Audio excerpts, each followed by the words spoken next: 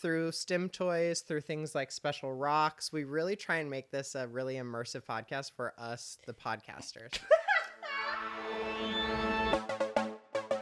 As you know, I take notes during the show, like as we're watching, kind of as one of the ways that I'm stimming out. Multiple times while watching the finale, I had to cross-pollinate my show notes with my therapy notes because I immediately, Thursday, show premieres, Friday at 12 p.m. in session, I'm bringing everything that happened to Traitors to therapy, being like, so this triggered me a lot. A lot. Yeah. I've got one of those alt therapists, so I bring it to her and I'm like, I already know the answer, but have you seen Traitors? And she's like, no. And I'm like, to have a therapist who hasn't seen Traitors would be tough. it's actually nice because we can avoid like kind of just like queening out. Right. It's funny because I'm like, I forget that I'm not in therapy. I'm just so heavily therapized. Yeah. It's kind of in your daily life. I've been in so much therapy that I'm like, I can run therapy in my head. Yeah. That's good. In my room. That's the point, y'all. Yeah, like I can run game my own therapy. But remember when my therapist graduated me? Yeah, that feels positive. Yeah. That's like, hey, you've got this. The work that we did here, congrats. Yeah. You've got it. Now go out into the world. You don't do therapy. You live therapy. I live therapy. Like I live. Yeah.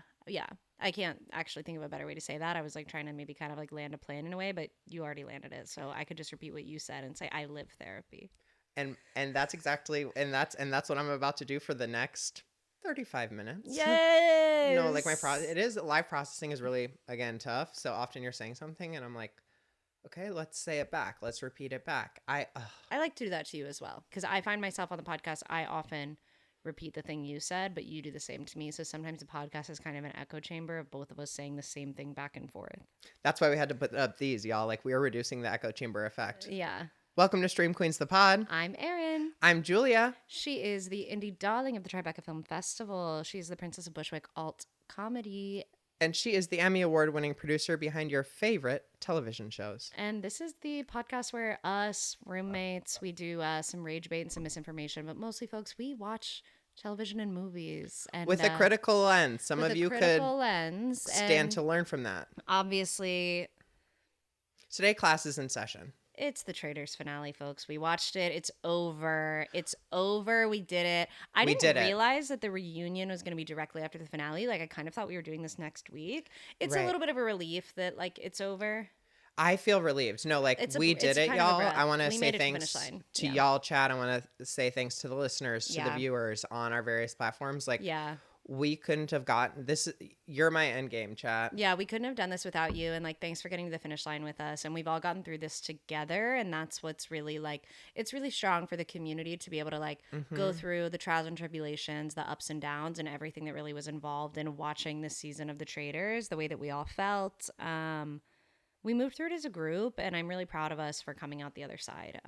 But obviously, while The Traitors has already released their finale episode, we still have to talk about it. No, we're facing the repercussions currently. We are, yeah. We're facing the consequences. Yeah, I've been thinking, and it even when you know, right? Like what's gonna happen exactly. Even when you know what the pain is gonna be, like to feel it is completely, to anticipate pain and then to feel it are completely different, but it hurts the whole time. You know what? And that's why anticipating the pain and like having that anxiety and worry, it only hurts you because it doesn't lessen the pain when it happens, even if you're right, like practicing and rehearsing it in your head. So while, for example, with The Traitors, just last week, as soon as the last episode ended, I literally said, okay, so the finale, Mark's dead, banish Johnny, banish Tara, banish Eric. It's Rob and Maura at the end, and that's the finale, and that's what's going to happen. Is that exactly what happened? Yes, it is. Can Julia corroborate that that's exactly what I said? Yes, she can. Can y'all chat corroborate? No, you can't, because I actually cut that part of the podcast because I'm a fucking idiot, although I am a prophet. But I did actually cut that from last week's pod. I can pull up the transcripts if anybody needs proof that I was right, but if you know me, you know I always am. So, well, and that leads to what I found to be what I found to be the central claim. You used the word prophet. Another word for such might be an oracle. Yeah. And that is a big part of the tradition of the tragedy, which ultimately this show and certainly this finale served to be, from my perspective, right? Starting the season, I wanted, it was almost as if I were hoping for the players to win, or started with an idea of, ooh, here's what I think they should do or wish they would do. And it became clear over the course of the season that this was perhaps a reflection of society more than anything. And what jumped most out in the finale is that that it went from story into legend, fable, like grand story and tragedy, where you knew what would happen. The oracle always says it. It's fate, right? What the oracle presents is fate, not what they wish would happen. Yeah. What will happen. Right. And then what we as the viewers of this drama see is how will the tragedy befall our main characters. Right. We see the fulfillment. It's like, even when you know the prophecy will be fulfilled, it's still an interesting journey to watch because you don't know the twists and turns that are going to lead everything in the prophecy to come true. And the way we try to escape our fate are, I think, the reasons that we watch, the reasons that we live. Even if we know that we will fulfill our destiny, we do everything within our power to fight it. We must live anyway. And then everyone fucks their mother. I know. We must. Wow. That brings up so much for me, and so little of it has to do with the Traitors. And we have so little time. But I know. I'm like, do you want to talk about Nietzsche at all? Nietzsche, after this, stay tuned. Okay. Like why don't we look through it from like our lens, and then we can bring Nietzsche into it at the end? Does that seem fair? Perfect. We were so disgusted after last week's episode. I think I was despondent. Yeah, you were. To be frank, yeah. I had hope at the beginning. I thought, will we learn from our patterns? Will we see our pattern? Will we break our pattern, or will we continue to enact it? And for a moment I had hope. Did you have hope? No. Ugh. I knew. I just knew. I mean, obviously this whole episode was riding on Mora's shoulders, and it could not be more clear that she had made her pinky promise with the devil, and she was going through with it no matter what happened. And so while I think the producers and the editors did a good job of making us think in this finale, like with the edit, they gave some semblance of maybe Tara's going to convince her, maybe she's going to move away from it. I genuinely think she never was. I don't think there was even a moment where she considered voting against Rob.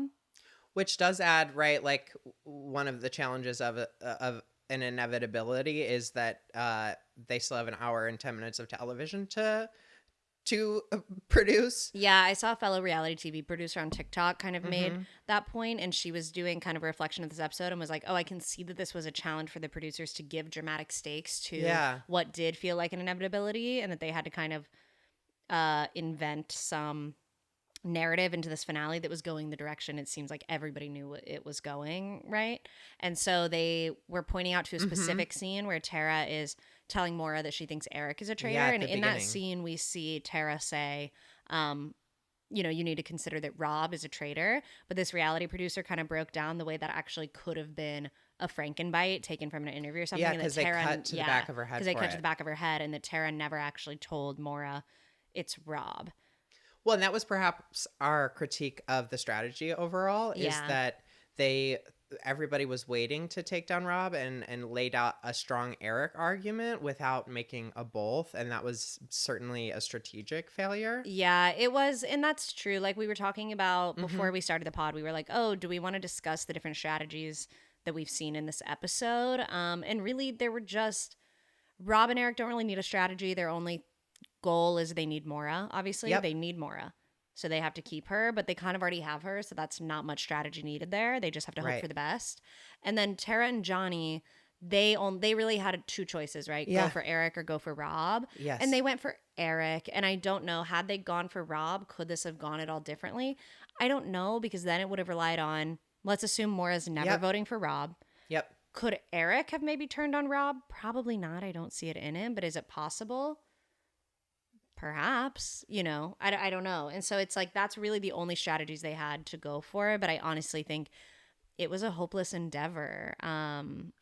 Another way, in addition to the ways that they were frankenbiting, which is of course putting sounds from other parts of the cut. Define the terms for the people. Go off. Yeah, so a frankenbite is as you've just stated, it's a frankenbite is what Julia just said it is. Yeah, they take it from another part. We do it often on our clips. Maybe it's me reacting to Erin being like, we never frankenbite the clips. Yeah, we actually that's not something we've ever done. No, we actually do. We of course follow industry non-standard. Yeah. We're of course doing industry non-standard, but in addition to the frankenbiting, see terms and definitions, we got a lot of more talking heads of her being like, and I keep thinking, could it be Rob? Right. It's not Rob, and it's like, but I was falling for the moment. So once again, hats off to the producers and the show of it all, where I'm like, I'm in. Yeah, and they managed to make this finale really exciting in many ways. Like, I thought the final mission was really fun to watch, and I thought it was perfect to, like, I mean, well, and to go from the hope of the first act where like Tara seems secure in her and Johnny and Maura. Yeah. To go to the helicopter showing up. No, because as soon as the helicopter showed up and I said they are not sending Rob and Maura on a bachelor date. No, they're doing a bachelor date. To do the bachelor date, over. It's fucking Jover, folks. Like, Maura is We're sticking going with back. Rob because, like, for a second maybe there was hope, but like as soon as that helicopter rolled up, absolutely not. Well, it's what like you the talk bachelor about. date. I'm like, you have his arm around you in the helicopter looking over the Scottish Highlands. Like, honey. No, it's the best she's ever felt. She wants to be on this helicopter so bad, and she's next to Rob while she's doing it. Like, hormonally, neurologically. Yes. And then to see him jump into the water, like, which that whole thing was perfectly engineered for Rob because he had to be on the helicopter. He's the only one who can do that. And that whole thing is just a big glowing ending for his objectively fucking perfect game. Now, to be why able did to have that heroic moment. Like, it's like. But why did they try and trick us into thinking that Rob Roush drowned in the lock? That was hilarious. See, a second, is he going to come up? And I'm like, I think he's going to come up. Otherwise, I feel like you really would have cut it into the trailers. No, you would have teased Rob Roush died on TV a little bit longer. No, Rob Roush drowned. They actually burned Mark's body. No, they're edge playing us with trying to desensitize us to the violence. They're trying to desensitize us so that they can start actually murdering people on reality TV. They're trying to see, like, will people accept this? And I'm on the slope. I hesitate to say if it became normalized, we would have the traitors to thank. I'd be and I'd be watching. No, Mr. Beast I wouldn't is be huge. the first on the train, but if it was happening a lot, no, it's bad. Thank you. Good. We shouldn't do that. No murder on TV. No, because it ultimately again would become stakeless. Yeah. And it's like, let's let him live. Let's let him live. Let him live. That's a good take for the episode. Like, let him live. I, again, tried to kill Maura when it's like fully raining and she's still flying around the helicopter. I'm like, the air pressure's going nuts. Those things are designed to crash. Right. I'm like, all right. I'm like, you don't have to kill her. You don't have to kill Maura. But, yeah, it's what you've talked about with Love is Blind and Bachelor, right? Like, you design these once in a lifetime experiences that bond you to the person you're with regardless, because that's the thing. It's what we always talk about. Relationships are time and shared experience. And when you share significant amounts of time, that's why like the dates in The Bachelor are it's a huge deal to get a daytime date, because otherwise you're never spending successive 5-6 hours with that person. And to do it having unforgettable top lifetime experiences you're never going to forget, like you are bonded with that person. And so them getting the helicopter, it was fucking over. Right. And I wonder if Johnny and Tara knew it, because it doesn't seem like it. No, I don't know. I think for the same reasons that Tara and Johnny didn't fall for Rob's bullshit is the same reason that they saw it as a blind spot. They weren't thinking about the ways in like the specific ways that people were vulnerable to the Rob's snake charmer. charms, to the snake charmer. I mean, I do think like Tara and Johnny, Tara, I think trusted Mora as much as she possibly could in that moment, because I also think Yeah. Mora genuinely trusts Tara, genuinely might have even believed her, definitely did believe her about Eric. And I think Mora was like, really likes Tara and did feel that closeness and felt that closeness with Johnny. I think Mora just at that point in the game, in the final, Yeah. is when I think, and she says it to Alan, like, I just think she wasn't really playing this whole time. She just was there. She couldn't believe she made it this far. When it came down to final 5 and she thought I can really win, she said, now I have to play the game. Now I have to continue to let everyone think they're going to trust me, but I know what I'm doing and I'm going to the end with Rob. Right? So she was committed, and that was the first I think we see her actually doing some gameplay, which is letting everyone think she's on their side when she knows whose side she's on. I believed it, which is Rob Roush's. Which we all empathize with, of course. And that's where, back to the, dramatic elements of it as well, is I want redemption for Tara Lipinski, who has been, I'm like, if my best like moral representation in the show is Tara Lipinski, who has spent this entire season like spinelessly betraying and making a lot of mistakes. Like I was hoping for her. She's got all the earnestness at her command, but none of the values and I wanted it motivation. for Mora too, like this redemption. You finally have the opportunity to trust a woman who has your best interest at heart, compared to a man who is lying to you. And Mora was never going to take that. No, it's like Johnny said, right? Like, I just hope that Mora can see. And you're right. That's the inevitable tragedy of it, is that she was never going to make that choice. We would have all loved to see the ending where her, Johnny and Tara took the money, but that was never how it was going to go. I mean, the other lens we viewed this through, besides kind of a fated tragedy, was also we did kind of take a Jungian archetype approach to these final 5. Because a lot of people, like in the comments and in the discourse, and we read all the comments. And yes, we take them personally, and we're hearing what you're saying. And listen, like, we get accused a lot. Like, people get mad at us for kind of personalizing the game, for projecting onto it. And they keep reminding us, like, it's just a game. It's just a game. And what I want to say is, like, it's not. It is. Yes, it's just a game. But it's also not. Yes, these are real people, but they're also not. These are archetypes that we see in our everyday life. When we are reacting to the show, you have to understand we're reacting to it as a piece of literature. We're reacting to these people as tropes and archetypes and things that we see in our everyday life. And when we project onto the show, like, it's not because we don't know it's a game. It's because it is a game, and so is life. Life is a game. The stakes are life and death, and like, we're all playing all the time, like, against our will or not. So like, yes, it's personal. It's about me. It's about you. It's about us. It's about humanity, and it's also just a game and a TV show. But like, you have to understand it's both. And so when you see kind of fired up reactions from us, like, just please know, like, I don't give a fuck. And not just that, but like, it's a text. We're reading it like that. Like, let's grow up. These people don't do this in real life. We don't do this in real life. Right. We know that the commenters don't do this in real life. They're at middle school. I know. And that's the thing. It's like, I know you're 13, but like, please stop And talking to bots. me like I'm a fucking idiot. Yeah. Because I know that it's just a game, and I know that like, and like people call us mean for having critiques, and I'm like, I'm not critiquing A real person. I'm not critiquing Natalie, the person. I don't know her. I don't know Natalie. I don't know her. I don't know Rob Roush. I don't know Rob Roush. I'm talking about the archetype that I'm seeing on the television that was edited for me to consume, right? Like, I'm talking about the idea of that person. I'm not talking about that person. I don't know them. I would never talk about someone like that. No. Those aren't real. Like, they're real people playing themselves on a reality show. Like, you guys have to understand the difference between reality and fiction and what reality TV is, which does intentionally blur those lines. And like, we can't all understand it because it's real and it's not real. And like, just please leave me alone. Or actually, no, don't comment on everything I do. I'm sorry. And as podcasters, we are playing ourselves as podcasters. Exactly. That's the most important one. Because as podcasters, we are playing ourselves as podcasters. Like, this isn't what I really think. It obviously is exactly what I think and what I'm saying, but it's not what I'm thinking, nor is it what I'm saying. Honestly, we're getting way off track here, but what I'm trying to say is that we did a Jungian archetype reading of this episode, and we've assigned them each kind of a moniker, which we could share now. Yeah, please. We put a lot of research hours into this. We put a lot of research hours in that. We did look at a wheel of Jungian archetypes for about 4 to 6 minutes. And we've been tapped into the subconscious forever. You're tapped into we speak for the source. We speak for the source. You know the source. You know, if I'm speaking, it's coming direct from source. Like, I swear to God, y'all.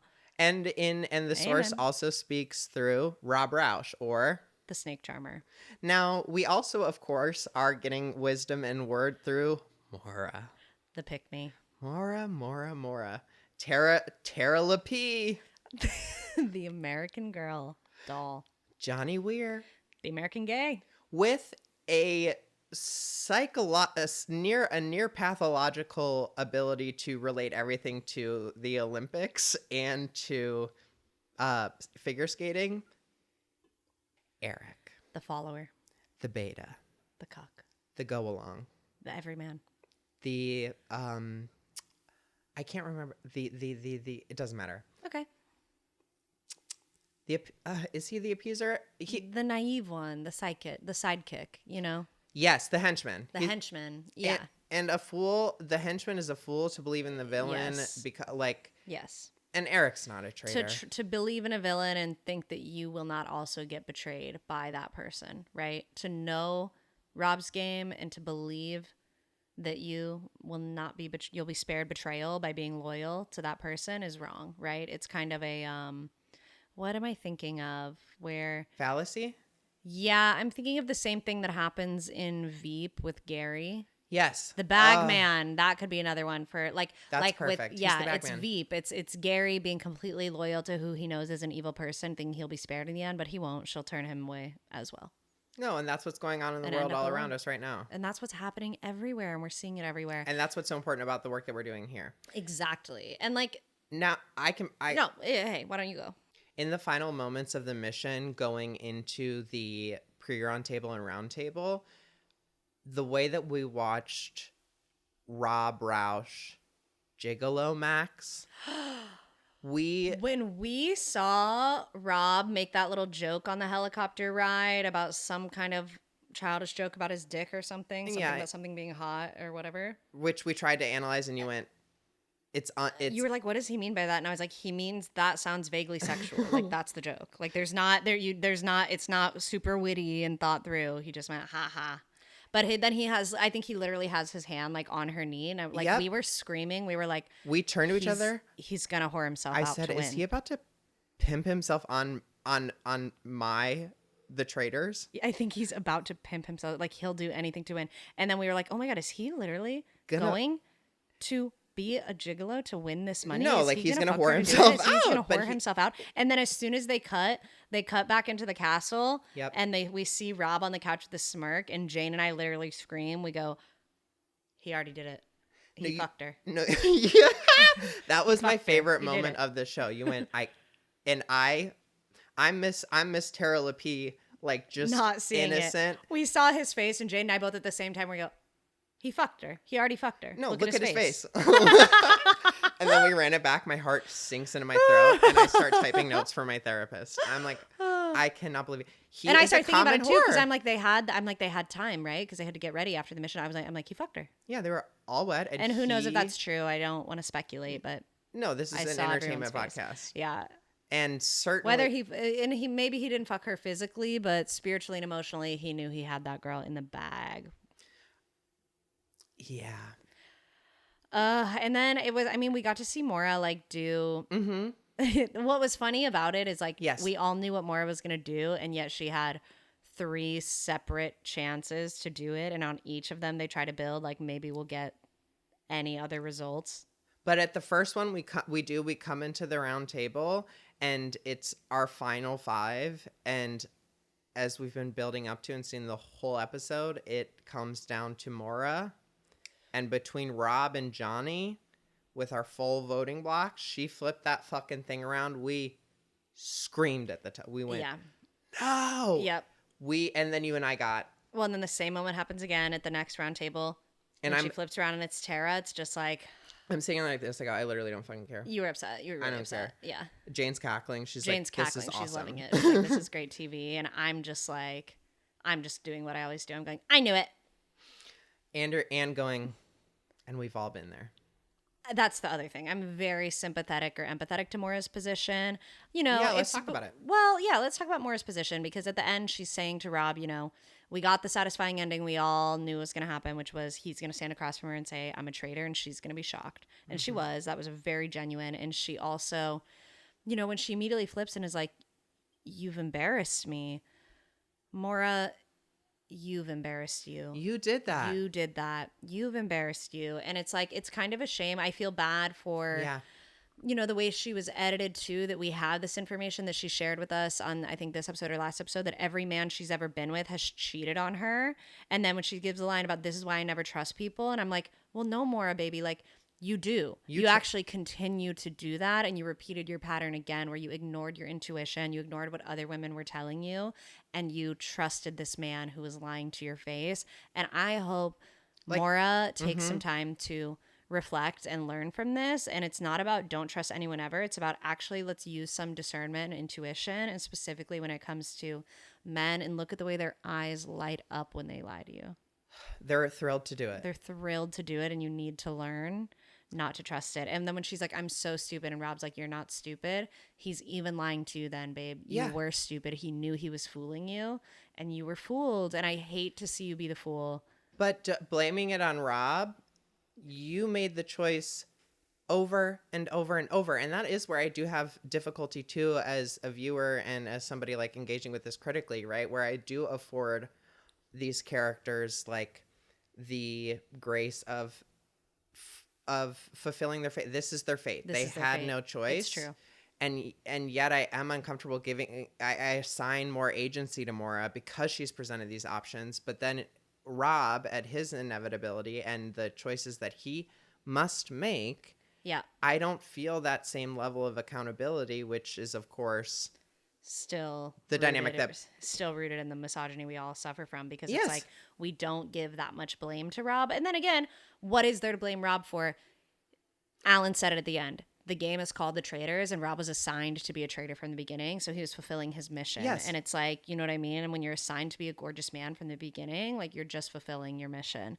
Like, that's how masculinity functions in the world, and that's how being a traitor functions in the world. And that's why it's all about everything all the time. And it is just a game. And we can also take some accountability, though. Like, another way that Maura could learn from this lesson, right? Like, she trusts people too easily. She trusts men who... the wrong people. Yes. And she is upset that Rob has backstabbed her and doesn't take a look at the ways that she backstabbed everyone along the way. Yes. Tara, Johnny, anyone who showed her any amount of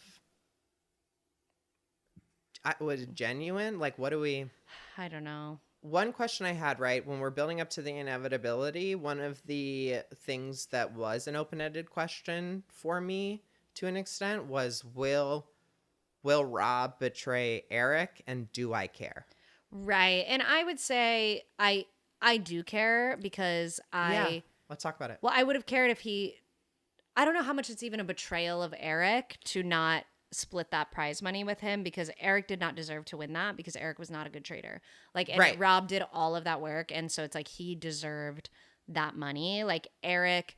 he was not really betrayed, in my opinion, because splitting the money with Eric doesn't make any fucking sense, because Eric was unsuccessful and would be just riding on his coattails. So when Rob said the line about, like, would you give $100,000 to someone you met 3 weeks ago?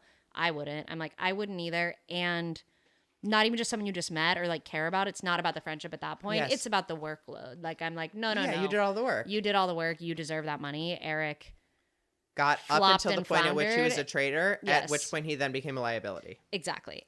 And you were able to steer him to even get as far as he did and not get him banished sooner. He's lucky he made it to the final 3. So congrats, Eric. And also there's the element too of, like, I've seen other people discussing this online, like, Rob really is, at the end of the day, he's been on Love Island, but he really is, ostensibly, from what we know about him, a pretty normal guy from Alabama. Like, this money does mean a lot to him, way more than it would to, say, a Real Housewife or to Eric, who I understand has a successful music career. Like, despite Rob his has some ears and eyes. Fame, but he's in the category of more of the more civilian type people on this show, like the gamers, like the Tiffany's, the Ians, like the people who come from that world, who really are just regular people who are on TV, versus some of these more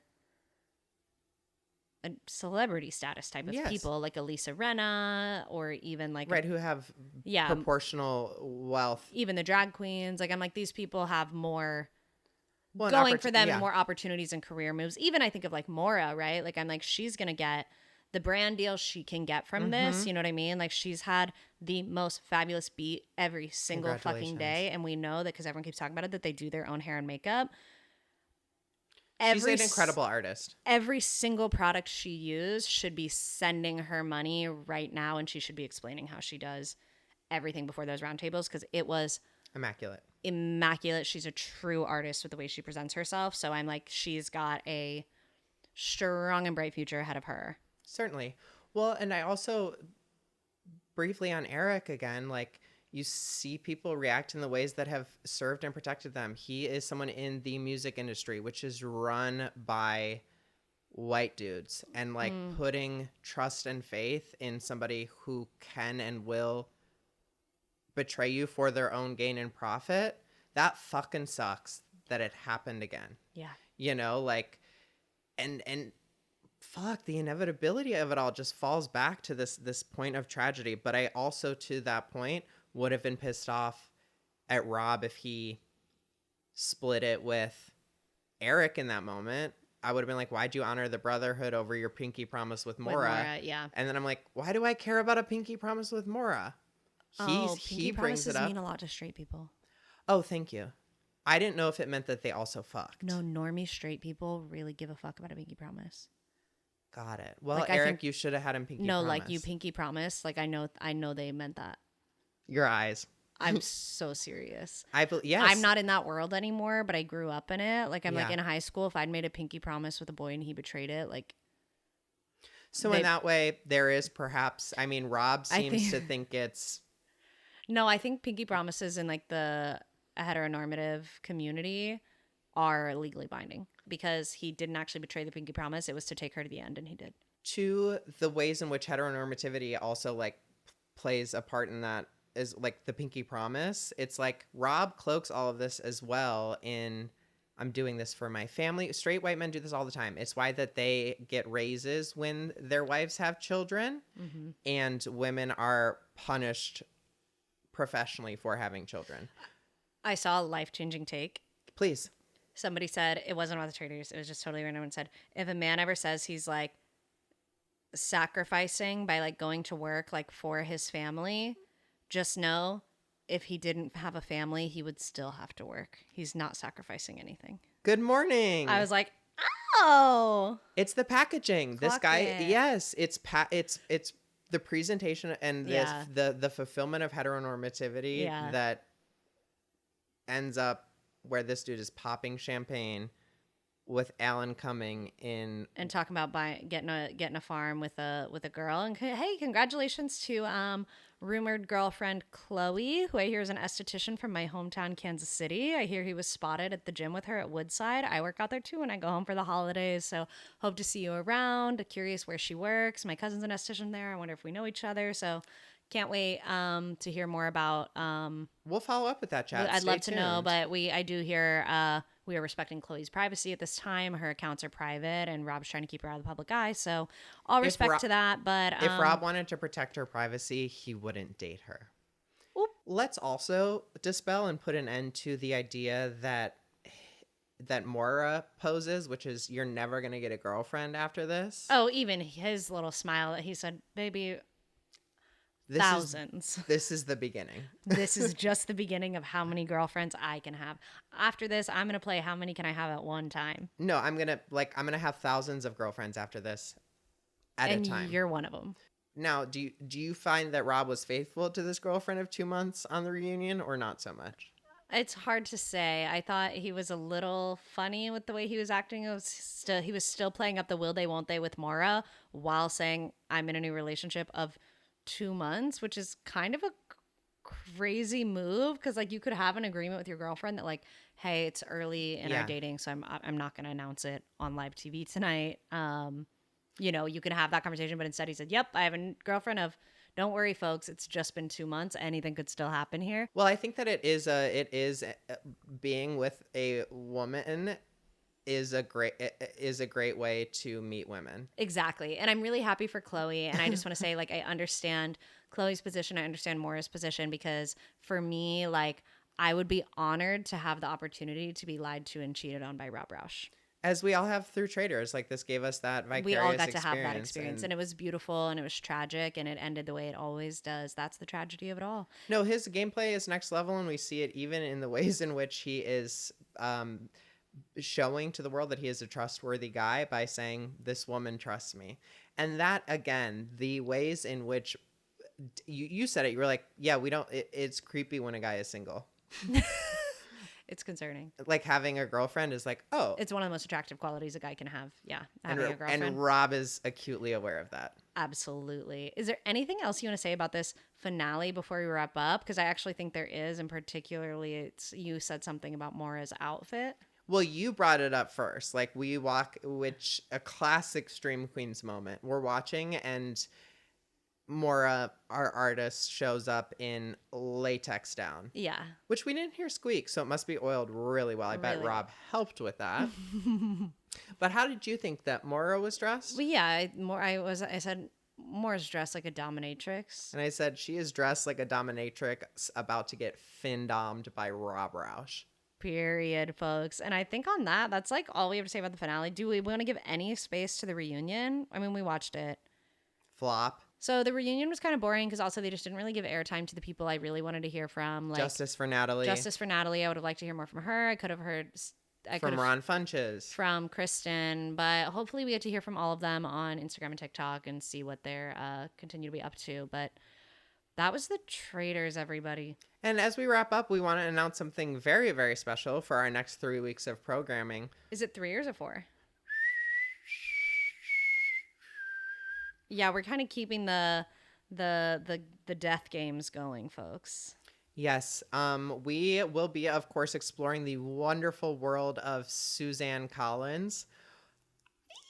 I'm so excited, y'all. Like, I can't wait to cover. We will be doing all of the Hunger Games, and we're going to do all of them, which I believe there to be at least 4 movies. Yes, they're broken. The final book is broken up into 2, of course. Well, then there's 5. We get to do. We're doing Ballad of Songbird and Snakes. You want me to do? We're doing Ballad of Songbird and Snakes. We're doing all of the Hunger Games. Chat, do you want us to do the prequels? It doesn't matter what chat wants. We are doing every Hunger Games movie that has at present been released.